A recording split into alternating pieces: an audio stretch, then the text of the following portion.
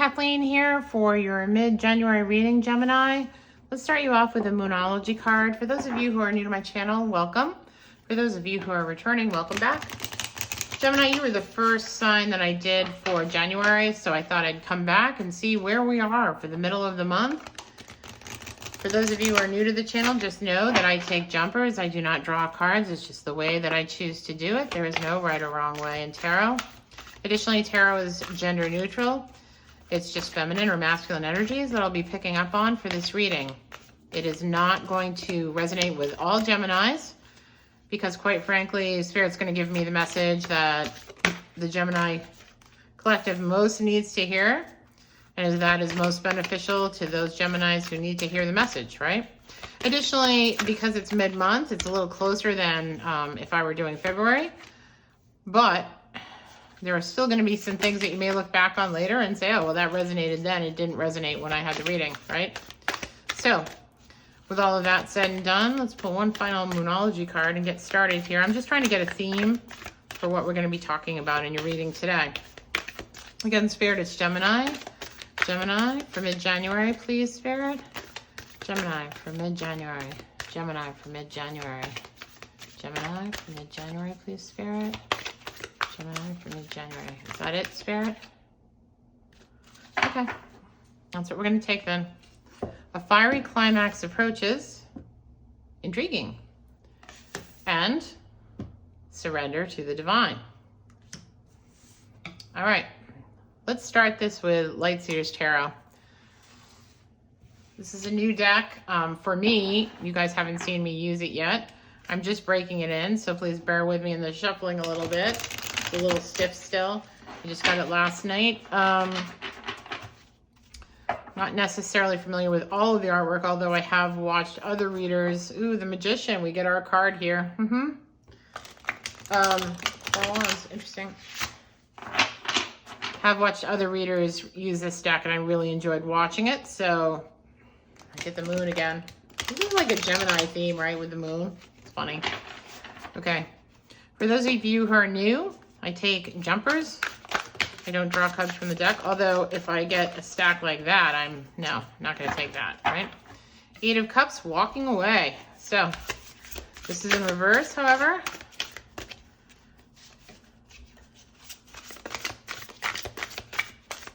Let's see where we're going with this. Spirit, Gemini, January, mid-month, please. 10 of Cups. Ooh. Not walking away. I love the 10 of Cups. That's emotional fulfillment. And by emotion, I mean, you know, not just project or career, although that might be it for you. More frequently, it's relationship fulfillment, right? And that doesn't mean fulfilling yourself and the other person. Don't get me wrong. That's not what I'm talking about. In the subconscious, I'm talking about, you know, an equal give and take, co-creating your future together, that sort of thing. 10 of Swords in reverse. So no more nightmares in your subconscious, no more being stabbed in the back. You are done with that. Page of Swords in the recent past. So somebody is coming in with a message here. 6 of Cups. This is someone with whom you have a friendly relationship currently or have had in the past. Coming in with a more significant offer. Temperance. This person may be a Sagittarius. Okay. Wait a second. Guys. Please. Oh. Okay. You know what, Spirit? I get it, but I like the step 2. And again, it's a little stiff, so I'm just going to collect my damage over here. Do a little damage control with these cards. I don't want to lose this reading though, so bear with me, please, while I try and organize my teeny-weeny space over here. I need the attitude, please, of Gemini, mid-month January. Knight of Wands, not interested in that burning passion. Oh, that's why the Devil. Environment of the Devil, but in reverse now. See, in reverse. Toxic relationships over. Queen of Pentacles in the reverse, worrying about making enough coin to continue to be self-sufficient. And Queen of Cups in reverse, not giving up your heart to anyone, not wearing your emotions on your sleeve, not being vulnerable. So I think you've been through a spell here that hasn't been great. And Three of Swords, yep. See, you had a broken heart. Somebody broke your heart. Might have been a third-party situation, but somebody definitely broke your heart. Lying, cheating, stealing, you know, all of the above. All those things that cause us to have a broken heart, right? It was in the past. And that's where this Queen of Cups in reverse is coming from. She's like, yeah, I used to be there. No, I'm not going to offer myself up anymore. Your hopes and fears are that you can sustain yourself and be independent here. That you won't be in the poorhouse. That you're not maybe making the money that you had because something about, you know, that old toxic relationship drains you of your finances. But there's going to be an outcome here that's positive for you, I think. Devil in reverse. So you're not taking this kind of an offer anymore. You're not going to be on somebody's strings. No one else is going to, you know, be your puppet master anymore. And that's your environment, right? You're just like, nope, no thank you. And King of Wands attitude, like he is in reverse. It's like, I'm not going to follow that passion, that chemistry into a relationship anymore. That is done.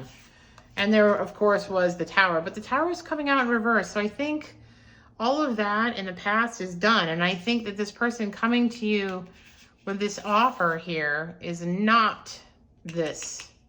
Is not this. You know, this person is not that. They're balanced. They have... they're spiritually balanced, right? Sagittarius possibly. Self-aware, looking for a partnership and not this, right? No puppet master, partnership. No, let's go roll in the hay. This is all about my ego. No, All right. So, Spirit, can I get... Oh, okay. And then again, Four of Swords here. Yep. Protecting self. But I do see the Four of Swords and the Four of Wands. You go from being in this protective self mode to Four of Wands, right? Celebration. And sometimes this can mean that, you know, in the traditional read, it's happy marriage, happy home kind of thing. But in a less traditional read, you know, that's just the first step, right? Getting to know each other, falling in love, all of that, having some kind of commitment, ceremony, that sort of thing. And then the work begins, right? So I'm not saying that this is marriage. I'm just saying that you're coming out of this protective, self-protective mode where you've kind of like rested and recuperated from all the snakes that were around you that broke your little heart and did this to you. See, here she's at the bottom of the tree, right? But she makes a nest out of those branches and she recovers her heart. And all those winding things that kind of look like snakes that are branches, she takes the time out from all of that, right? And rebuilds her poor little heart over here. Yeah? And then the branches become the Four of Wands, right? Holding up the Ten of Celebration. So I think this is all going to be a positive thing. I wouldn't worry about it. I would be more concerned about being this Queen of Cups in reverse, right? I think you need to go with the flow here and just have a little faith that things are going to work out in your favor, because Divine has put you through the ringer. You've had some karmic cycles that, you know, for these sorts of relationships and these sort of encounters that have been difficult and challenging. There is communication coming in soon, so you can wait and see what happens here. But I don't think you're going to have to stay in that mode. Let me just get to Mystic Monday here. I want a little more clarification on that, on this Page of Swords who's coming in. Right, that was immediate past, so maybe it's in the next week, because I was talking mid-month January. So, I don't want to take all of that. Yeah, I know, we've already got this. So you were very, very burdened by these past relationships, very heartbroken, and they left you without any kind of creative passion for the things that you now enjoy, the things you've taken back, the things you're in charge of now in your life. Whatever creative passion that is, whatever's inspiring you right now, you let it go for these relationships, and you're not willing to do that anymore. In fact, that's what's fueling you to become the Queen of Cups. And now you've got emotional fulfillment here, right? because you've got your passion back. You've got your joy back. You've got your self-validation back. You've gotten rid of these devils in the toxic relationship. You took a time out from that heartbreak and you rebuilt yourself. And now you've got the sun. So this is a balance. She's almost in a meditative pose, right? A ring of flowers on her head. She's balanced between one or two mountains. I see that as head and heart. You know, the sun is rising because the head and heart have been balanced out here. Okay. Wait. Oh my goodness. Okay. So, let's see what this is. Sorry about that. Coming out of hermit mode, you had a death here, a spiritual death. Yes, because you became somebody else. You became somebody new.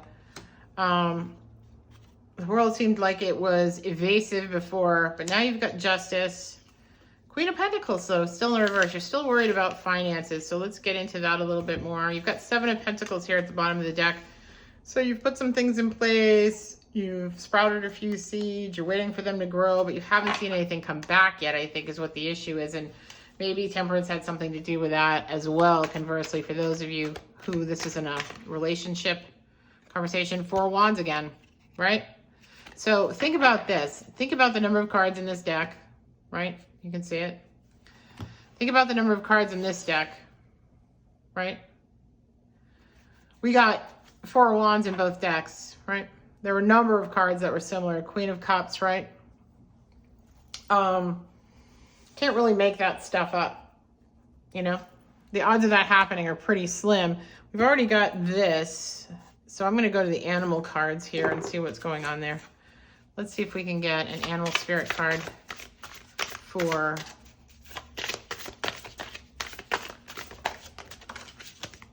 you and them. Phoenix and owl. Two birds. Birds of a feather, right, is what first came to mind. Birds of a feather. The wise, spiritual person, you, Gemini, rising from the flames, from the burning ashes to reinvent yourself. You're birds of a feather now. Look how closely aligned your feathers are. You're just opening yours. They're watching this happen. They're keeping an eye on you. Interesting. Okay. Now I want to go to the Wisdom of the Oracle and see if we can get some other insight from Spirit. And then I'll get some advice from the Mystic Shaman. That's my favorite place to go for advice, honestly. This is a new deck as well. It's still like super stiff. Hard to shuffle. But let's see what we can get here. Gemini.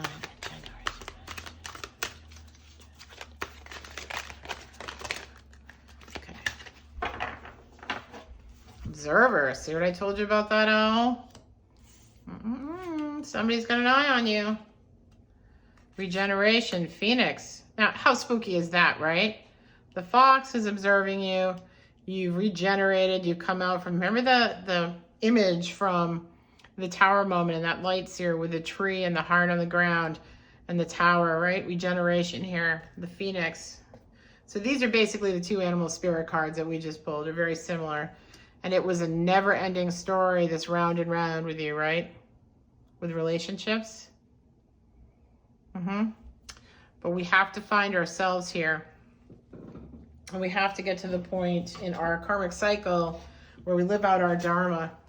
And we do what we're supposed to do. And until we do, we will keep going through these same cycles over and over again. I want to read to you this 37 never-ending story because we know what these are, right? Never-ending story here.